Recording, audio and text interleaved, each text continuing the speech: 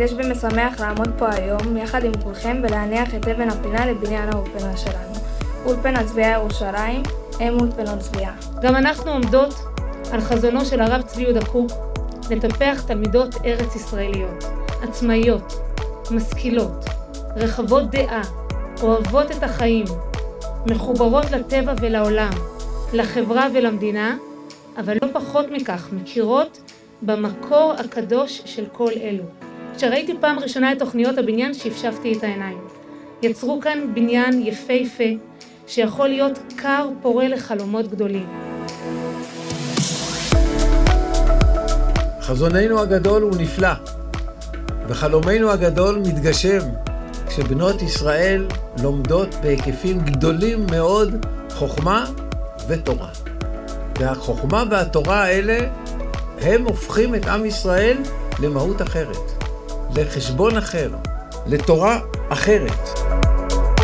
גדלתי על תורתו ודרכו של הרב צבי יהודה זצ"ל, וראיתי מיד את גודל השעה והמשימה הן למימוש דרכו של הרב והן כחזון עבור הדורות הבאים, שיצמיחו בירושלים בכלל ובשכונת חומת שמואל בפרט בנות של תורה, של חסד, של אמונה.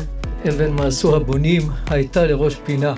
עיני הבנות, עיני המוסד, עיני כל העוסקים במלאכה נמצאים כרגע באבן הפינה, אבל הראש נמצא כלפי מעלה לאבן הראשה שמחזיקה את הכל.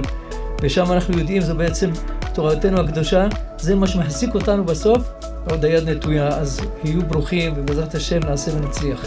הולכת להיבנות כאן קהילה, והקהילה הזאת הולכת להצמיח והולכת להשפיע, וזאת בעיניי הסיבה המרכזית שהאולפנה מגיעה לכאן, כי יש אמונה שהקהילה הזאת, שהאולפנה הזאת, יש לה שליחות ויכולה להגשים אותה.